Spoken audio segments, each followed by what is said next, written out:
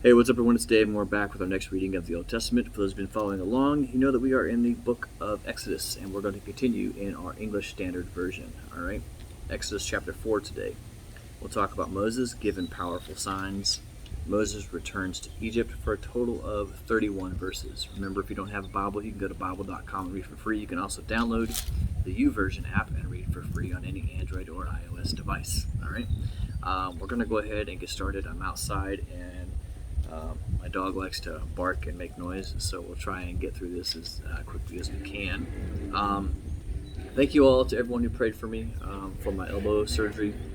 It is sore, but with the medicine that they give me, it's helping. So, all right, if you're ready, let's go ahead and get started. Then Moses answered, "But behold, they will not believe me or listen to my voice, for they will say, 'The Lord did not appear to you.' The Lord said to him, 'What is that in your hand?' He said, 'A staff.' And he said, 'Throw it on the ground.'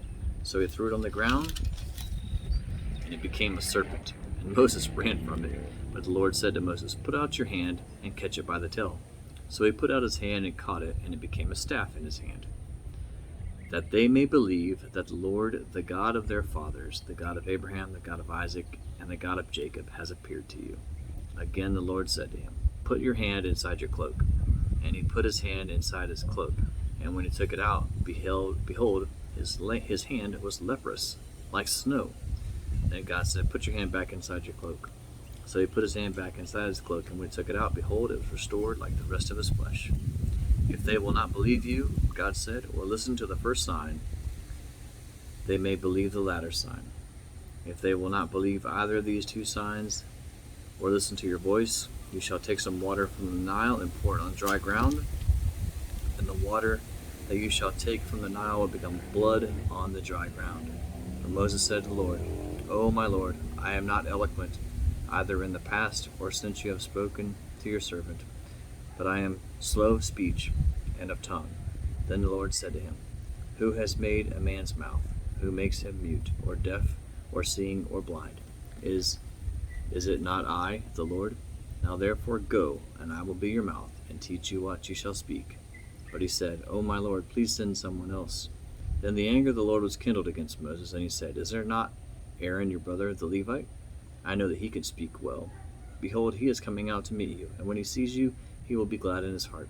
You shall speak to him, and he shall put the words in his mouth. And I will be your mouth, and with his mouth, and will teach you both what to do.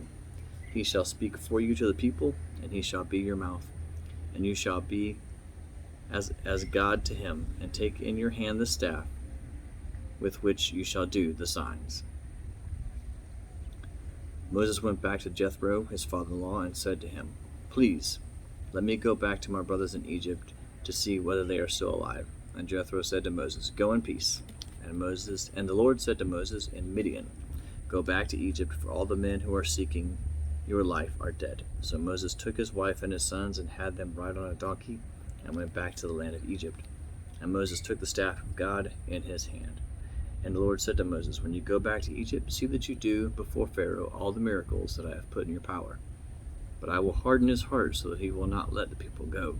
And you shall say to Pharaoh, 'Thus says the Lord, Israel is my firstborn son. And I say to you, let my son go, that he may serve me.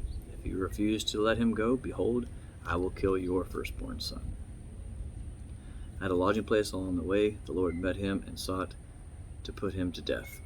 Then Zipporah took a flint and cut off her son's foreskin and touched Moses' feet with it and said, "Surely you are a bridegroom of blood to me." So he let him alone. It was then that she said, "A bridegroom of blood," because of the circumcision. The Lord said to Aaron, "Go into the wilderness and meet Moses." So he went and met him at the mountain of God and kissed him. And Moses told Aaron all the words of the Lord which he had sent him to speak, and all of the signs that he had commanded him to do. Then Moses and Aaron went and gathered together all the elders of the people of Israel. Aaron spoke all the words that the Lord had spoken to Moses, and did the signs in the sight of the people.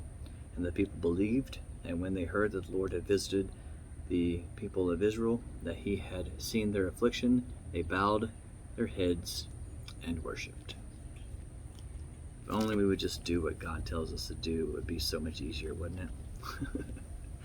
Moses, I mean, we all have our doubts, we all have our struggles and our worries, but God, just kept telling him, hey, just do it. I'll take care of you. Just do it. I'll take care of you. And that may be what God's saying to you right now is something that you're dealing with. Just do it. I'll take care of you. I know that's what he's saying to me right now. I'll take care of you. No matter what we're facing in life, I'll take care of you. Think about that. Whatever you're facing in life, whatever the devil is throwing at you, God will take care of you. It may not be in the way that you think or expect. It could be a completely different way. It could be something completely way better than you even possibly could imagine. All right.